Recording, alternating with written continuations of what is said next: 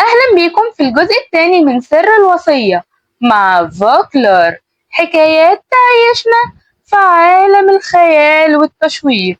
بس قبل ما نبدأ الحلقة ما تنسوش تشتركوا في القناة وتفعلوا زر الجرس علشان يوصلكم كل جديد. يلا بينا نبدأ الحلقة. عزة راحت شغلها تاني يوم وكانت قاعدة على مكتبها سرحانة وبتفكر. جت صفا زميلتها قعدت جنبها وقالت لها: ايه يا بنتي، هو لسه الموضوع شغلك ولا ايه؟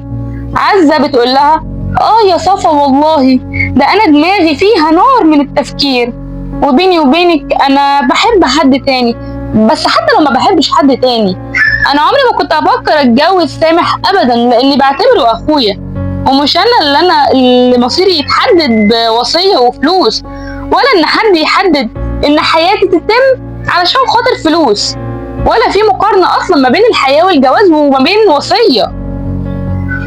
صفا قالت لها: انتي قصدك باللي انتي بتحبيه مصطفى زميلنا في الشغل مش كده؟ عزة بارتباك: وانت عرفتي الكلام ده منين يا صفا؟ صفا قالت لها: باينة قوي انتوا الاتنين نظراتكم فضاحة لبعض، ويوم ما انتي اخدتي اجازة اسبوع البيه ما كانش قاعد على بعضه في شغله وما كانش مركز وغلط اكتر من مرة والمدير انظره. وبعدين انا من رأيي ان جدكم لو كان عاوز يديكم حاجة من الورث كان اداهالكم، ما يشترطش عليكم شرط غريب بالمنظر ده، انتوا برضو احفاده يعني، واكيد انتوا اضرب مصلحتكم. عزة بتقول لصفا: والله يا بنتي عندك حق، هو المبلغ كبير مش سهل، بس انا عمري ما اتجوز بالطريقة دي ابدا. وبالنسبة لمصطفى هو انسان محترم ومجتهد واخلاقه جميلة، ما يتخيرش ابدا عن سامح ابن عمي. فجأة تليفون عزة بيرن، وطلع سامح اللي بيرن عليها وبيقول لها: ممكن تنزلي يا عزة في الكافيه اللي تحت المجلة اللي انت بتشتغلي فيها؟ عزة قالت له: انا كده كده خلصت شغلي وانا نازله لك حالا. نزلت عزة وقعدت في الكافيه مع سامح قال لها: انا كلمت والدي وحكيت له على كل اللي حصل، وهو على وصول من السفر، وقال لي ان هو جاي يحسم الموضوع عشان نرجع نعيش حياتنا بشكل طبيعي بقى من غير وجع دماغ في التفكير. عزة فرحت قوي وقالت له: بجد عمو فريد جاي؟ طيب الحمد لله، ده اكتر واحد يعرف يتكلم مع بابا ويقنعه، كويس بقى ان هو يجي علشان نجيب الموضوع من الاخر ان شاء الله باذن الله ويخلصه.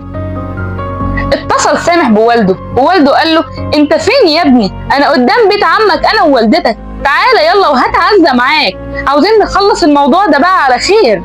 سامح قال له: حاضر يا والدي احنا جايين حالا، وقفل التليفون وقال لعزة: قومي يلا يا عزة، ابويا وامي عندكم في البيت وكل شيء هيبقى خير ان شاء الله، استبشري خير. العيلة قعدت مع بعضهم.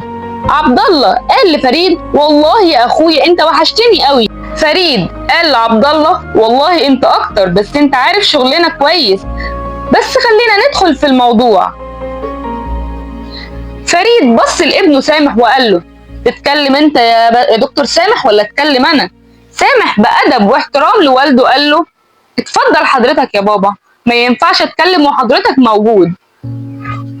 فريد بابتسامة هادية بيقول وهو بيبص لأخوه عبد الله: بص يا عبد الله، عزة دي بنتي قبل ما تبقى بنتك، وانا يستحيل ارفضها كزوجة لابني لا قدر الله، دي جوهرة وتستاهل كل خير، لكن اسمعني وافهمني قبل ما تحكم، لا الولد عاوز البنت ولا البنت كمان عاوزة الولد، والاتنين شايفين بعضهم اخوات وبس، وانا وانت عارفين الكلام ده كويس، وانا وابني ضد فكرة زواج القرايب من الاساس، وعزة كمان متفقة معانا في الموضوع ده، ويا اخويا مش الوصية اللي هتحدد مصير عيالنا، احنا ربنا فارجها علينا من وسع، وانا وانت والحمد لله قادرين نعمل قد المبلغ ده 10 مرات، يبقى ليه نخلي شوية فلوس ووصية تهد حياة اولادنا وتجبرهم على حاجة يعملوها هم رافضينها وضد رغبتهم ايا كان، حتى لو وصية دي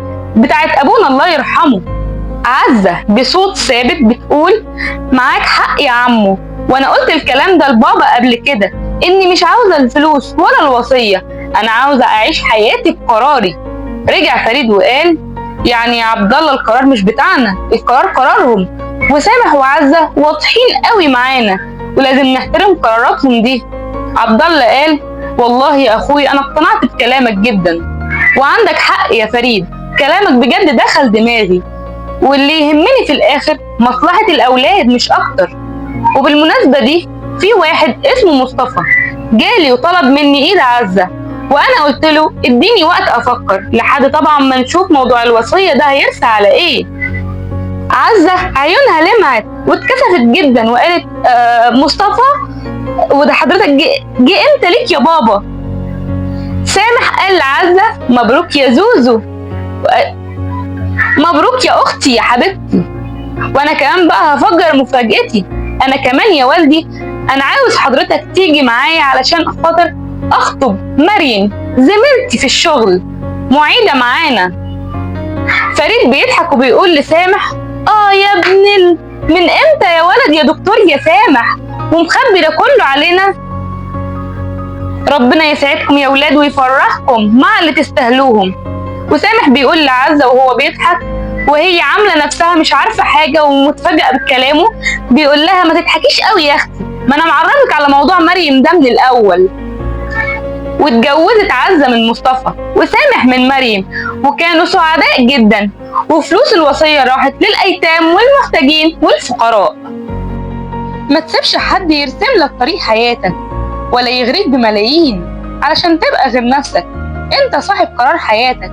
لو عجبتكم الحلقة ما تنسوش تشتركوا في القناة وتفعلوا زر الجرس ولايكات وكومنتات جميلة منكم. معاكم غادة فويس.